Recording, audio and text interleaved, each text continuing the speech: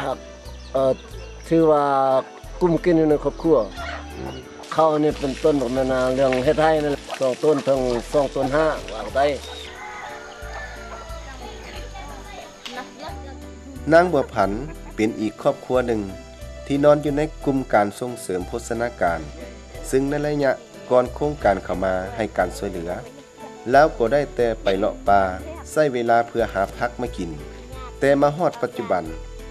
ภายหลังโครงการเข้ามาสุขอยู่ส่งเสริมแล้วก็ฮู้ปลูกพืชสวนครัวอยู่ใกล้บ้านไว้กินมีเพียงแต่บางครั้งที่แล้วเข้าป่าเพื่อซอกพักมาเป็นอาหารเสริมโดยเฉพาะแม่นหน่อไม้ผักกูดผักหาบผักขมเห็ดและผักชนิดอื่นๆบ่เพียงแต่เท่านั้นแล้วก็ยังฮู้วิธีปรุงแต่งอาหารจากผักหลายชนิดผสมกันเอาให้แบบอันแนวพันธุ์เขาเอาให้แล้วก็สมมุติเฮาปลูกแล้วเนาะคันผู้อื่นอยากได้แนวแล้วก็เอาขยายแนวพันธุ์นั้นได้ขายอยู่บ้านมันทางบริษัทเขามาซื้อกิโล13,000ถึง20,000แต่ก่อนหั่นเนาะเฮาอยากได้หยังก็มาซอกโลดได้อยู่ปูอยู่ป่าแล้วเดี๋ยวนี้เฮาอยากได้หยังกินหยังก็เฮ็ดเขาเฮ็ดสวนครัวเนาะเขาอยากกินผักก็มาเอาอยู่สวนมากินแล้วก็เฮาซอกเงินเนาะเวลาเฮาปลูกขาหั่นเวลาเก็บมากหั่นก็เฮาไปเก็บมะขาหั่นมาขายบ่ได้ไปบุป่าบุคือแต่ก่อนหั่นเฮาดีใจที่สุดที่ว่าโครงการแค่มาช่วยเหลือแต่ก่อนเฮากินเพียงอย่างเดียวแต่เดี๋ยวนี้นี่เฮากินอาหารครบ6 หมวดหมู่ที่ตามโครงการมาแพร่เฮาเนี่ยมาช่วยเหลือแข็งแรงขึ้นกว่าเก่านั่นแหละผ่านมาการเลี้ยงสัตว์ของประชาชนในเขตชนบทแม่นอาศัยอาหารจากธรรมชาติเป็นหลักซึ่งจุดดีของการเลี้ยงสัตว์แม่นบ่ได้ซักยาป้องกันพยาธิสัตว์และอาหารจากโรงงานซึ่งเฮ็ดให้สัตว์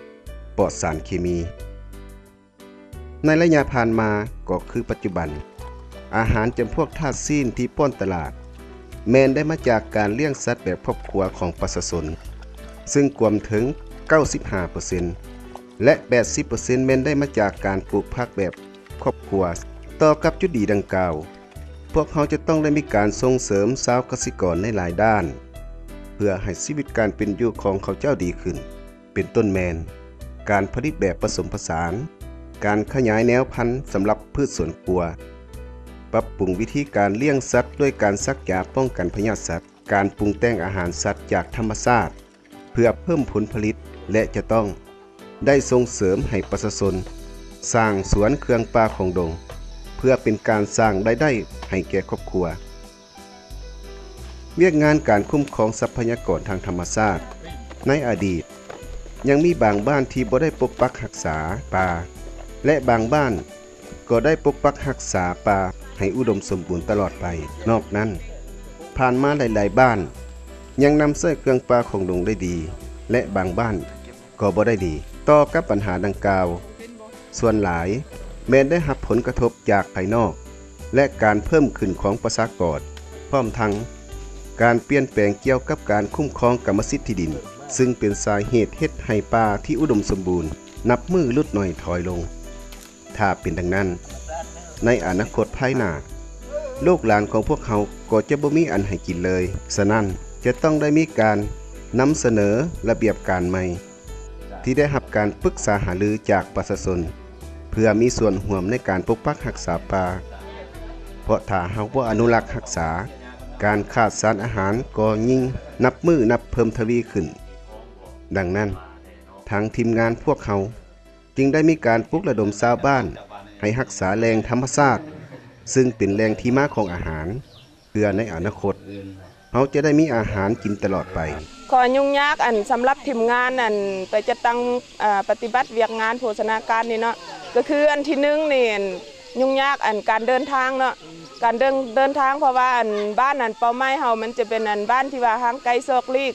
ทางกระทางน้อยรถใหญ่ไปบ่ได้แล้วก็อาศัยแต่รถจักรบ้านใดที่ว่าไป